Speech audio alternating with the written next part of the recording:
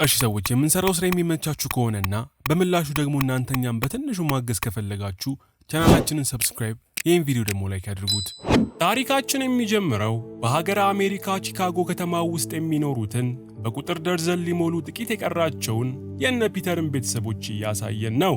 ቤተሰቡ የገና በዓልን በማስመልከት ለመጀመሪያ ጊዜ በዓልን ከሀገር ወጥተው ፓሪስ በመሄድ ሊያከብሩ እየተዘጋጁ እንዳሉ እንመለከታለን።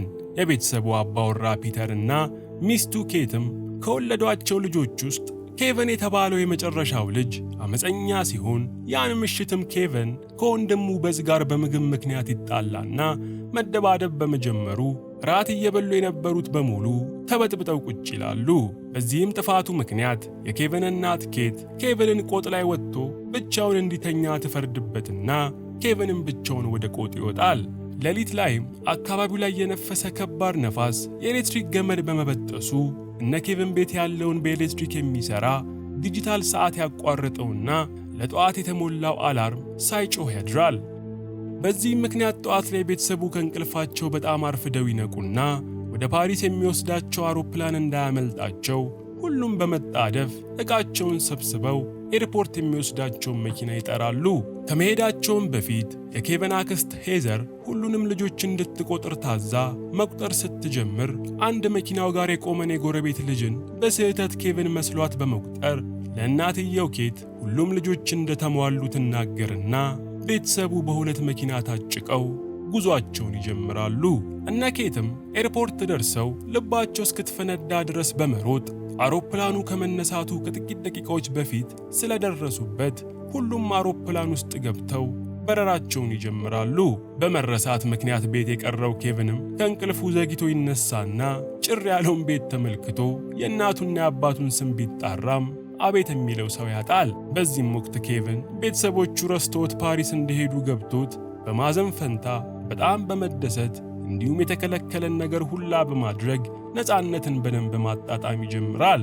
አውሮፕላኑ ውስጥም ኬት ልቧን ቅርቅር እያለው እንደሆነ ለባሏ ፒተር ብነግረውም ፒተር ግን ዝም ብላ እንደሆነ ሊነግራት ይሞክራል።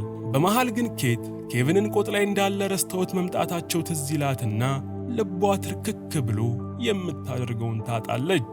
እነ ፒተርም ፓሪስ እንደደረሱ ሁሉም ተሯሩጠው የህዝብ ስልክ ጋር በመሄድ ኬት ቺካጎ ለሚገኘው ፖሊስ ጣቢያ መደወል ትጀምራለች። ቺካጎ ውስጥም ማርቭና ሃሪ የተባሉ ሁለት ሌቦች የአካባቢውን ሰው ገናን አስመልክቶ ለሽርሽር ከቤቱ በመውጣቱ እየተዘዋዟሩ ዝርፊያ ለመፈጸም ይወስናሉ።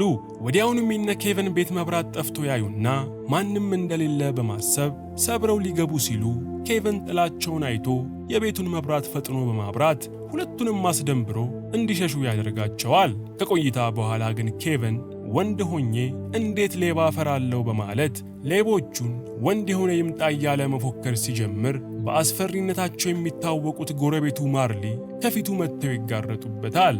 ኬቨንም በፍርሃት ወደ ቤቱ በመመለስ ብርድ ልብስ ውስጥ ይገባና ከዛ ላለመውጣት ይወስናል። የኬቨን እናት ኬትም ቺካጎ ለሚገኘው ፖሊስ ጣቢያ ደውላ ልጇ ኬቨንን ቤት ውስጥ ብቻውን ረስተውት ከሀገር ስለወጡ ደህንነቱን እንዲያረጋግጡላት በትህትና ትጠይቃቸዋለች። አንድ ፖሊስም ወደ እነ ኬቨን ቤት ይላክና ፖሊሱ በሩን ቢያንኳኳም ኬቨን ግን ሌቦቹ የተመለሱ መስሎት ድምፁን አጥፍቶ ቁጭ ይላል። ፖሊሱም ምላሽ ሲያጣ ቤት ውስጥ ማንም የለም በማለት ተመልሶ ወደ መጣበት ይሄዳል። ፓሪስ ኤርፖርት ውስጥም የኬቨን እናትና አባት የሆኑት ኬትና ፒተር ወደ አሜሪካ ለመመለስ ትኬት ቢጠይቁም የበረራ አስተናጋጇ ግን ትኬቶቹ በሙሉ ስለተቆረጡ ምንም የቀረ ትኬት እንደሌለ ነግራ ልባቸውን ትሰብራቸዋለች። አክላ ግን ምናልባት ለበረራ የማይመጣ ሰው ካለ በምትኩ ሊገቡ እንደሚችሉ ስንነግራቸው ጊዜ ኬት ወደ ኋላ ለመቅረት ትወስንና ፒተር ሌሎቹን የቤተሰብ አባላት ይዞ አልጋ ወደ ያዙበት ሆቴል ያመራል።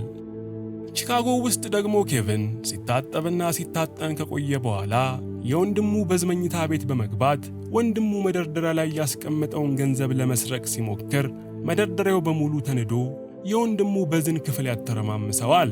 ነገር ግን ኬቨን የወንድሙን ገንዘብ በመያዝ ወደ ሱፐርማርኬት ሄዶ ጥርስ ብሩሽ እየገዛ እያለ ካስፈሪው ጎረቤቱ ማርሊ ጋር ድጋሚ በመገጣጠሙ ኬቨን ብሩሹን እንደያዘ ሮጦ ይወጣል። ሻጩም ኬቨን ለብሩሹ ስላልከፈለ ፈጥኖ ለፖሊስ ያሳውቅና አንድ ፖሊስ ኬቨንን ለመያዝ ቢያሳደውም ነገር ግን በረዶ አንሸራቶት በአናቱ ሲተከል፣ ኬቪን ግን በረዶውን ተንሸራቶ ከፖሊሱ ያመልጣል። ሃሪና ማርቪም የተባሉት ሌቦች ያን ዕለት በሙሉ ከባዶ ቤቶች የዘረፉትን ዕቃ ይዘው በመኪና ሲሄዱ መንገድ ላይ የሄደ የነበረው ኬቪንን ሊገጩት ከጫፍ ደርሰው ይቆማሉ። ኬቪንም ከመኪና አደጋ ከተረፈ በኋላ ወደ ቤቱ መንገዱን ሲቀጥል፣ ማርቪና ሃሪ ከኋላ በመኪናቸው ቀስ ብሎ ይከታተሉት ይጀምራሉ። በዚህም ጊዜ ኬቪን ሌቦቹ እየተከታተሉት እንደሆነ ስለባነነ አንድ ቤተክርስቲያን ጋር በመደበቅ ከነ ማርቪ አይን ይሰወርባቸዋል። ማርቪና ሃሪ ግን ያን ዕለት ማታም ተመልሰው ኬቪን ጋር ለመዝረፍ ቢመጡም ቤት ውስጥ በርካታ ሰዎች ሲንቀሳቀሱ ጥላቸውን ያዩና እነ ሃሪ ስጋት ያድርባቸዋል። ነገር ግን ኬቪን ለካ ሌቦቹን ለመሸወድ እያንቀሳቀሰ ያለው ሰው መሳይ አሻንጉሊቶችን በገመድ ከዚህ እዛ በመጎተት እንደሆነ እንመለከታለን። ፓሪስ ውስጥ ደግሞ የኬቪን እናት ኬት በብዙ መከራ ወደ አሜሪካ ፔንሲልቬኒያ ከተማ የሚያደርሳትን ትኬት ታገኝና ያንኑ ዕለት በመብረር ፔንሲልቬኒያ ደርሳ ወደ ቺካጎ የሚወስዳትን ትኬት ለመቁረጥ ብትሞክርም አሁንም የቺካጎ ትኬት እንዳለቅ ያሳውቋታል። ኬትም በተፈጠረው ነገር በሐዘን ስትነጫነጭ አንድ የሙዚቃ ባንድ ይዞ ወደ ቺካጎ በመኪና የሚሄድ ሰው ይሰማትና ከፈለገሽ ከነሱ ጋር እንድትሄድ ሐሳብ ሲያቀርብላት ኬትም በሐሳቡ ወዲያው ተስማምታ ወደ ቺካጎ ጉዞዋን ትጀምራለች። ቺካጎ ውስጥ ደግሞ ኬቪን ቤት ውስጥ ዕቃ እያጣጠበ እያለ ማርቪና ሃሪ ተመልሰው መጥተው ማርቪ ብቻውን ወደነ ኬቪን ቤት ሲጠጋ ኬቪን የቴሌቪዥኑን ድምፅ በመጨመር ማርቪን ሰው እንዳለ እንዲያስብ ያደርገዋል። በመቀጠልም ኬቪን እንደ ጥይት የሚጮህ ሮኬት በሩ ስር በማፈንዳት ሌባው ማርቪ ምን መጣብኝ ብሎ ፈርጥጦ ወደ ሃሪ ይመለሳል። ሃሪ ግን ሕፃኑ ልጅ ሙድ እየያዘባቸው እንደሆነ ስለገባው እዛው ሆኖ ነገሩን እንዲያጣሩ ሐሳብ ያቀርባል። ከጥቂት ሰዓታትም በኋላ ኬቪን ለገና ዛፍ የሚሆን ጽድ ከውጭ ላይ ቆርጦ ሲገባ ሃሪና ማርቪ አይተውት ሃሪ ቀርቦ በመስኮት ሲመለከት ቤት ውስጥ ማንም እንደሌለ ያስተውላል። ከዚህም በኋላ ሁለቱ ሌቦች ማታ 3 ሰዓት ላይ ተመልሰው በመምጣት ዘረፋቸውን እንደሚያከናውኑ ሲነጋገሩ ኬቪን በቤቱ መስኮት በኩል ሳያዩት ይሰማቸዋል። ምሽት ላይም ኬቪን የሌቦቹን መምጣት ፍራቻ ከቤቱ ወጥቶ አቅራቢያው የሚገኝ ቤተክርስቲያን ሄዶ እንደተቀመጠ በጣም የሚፈራቸው ጎረቤቱ ማርሊ በድንገት ይመጡና ከኬቪን አጠገብ ይቀመጣሉ።